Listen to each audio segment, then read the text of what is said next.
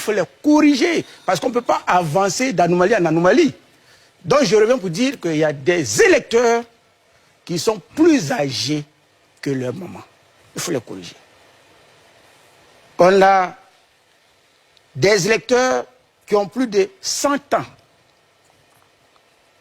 Nés en 1877, comme il a dit, 1877, à 1898, il faut corriger. On n'a pas dit que c'est le RHDP qui a mis ces électeurs là-dedans. Hein. Ça y est sur la liste. Ça profite du RHDP, ça profite au PDCI, ça profite au PPACI, on n'en sait pas, mais il faut corriger ça. Ce sont des anomalies. Il y a des électeurs, il y a 5 millions, allez, 5 153 427 000 électeurs dont la date de naissance de la mère est inconnue. 5 millions. 5 14 479 électeurs dont la date de naissance du père est inconnue. Au total, on a près de 6 millions d'électeurs qui ne sont pas identifiés conformément à l'article 7. C'est environ 80% de la liste actuelle. Ali, 6 millions, c'est pas petit. 6 millions sur 8 millions. C'est pour ça que je parle d'environ 80%. 6 millions sur 8 millions, c'est pas petit. Asseyons-nous. S'il vous plaît, monsieur.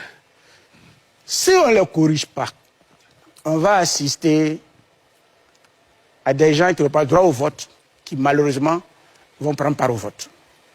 Parce qu'on est dans le...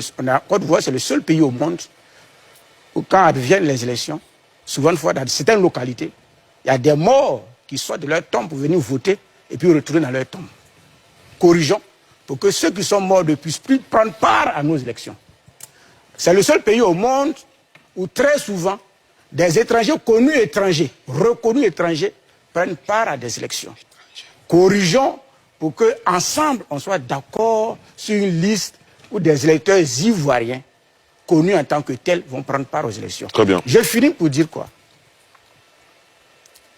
La crédibilité de la CEI dont on parle, c'est pour que nous puissions garantir la paix.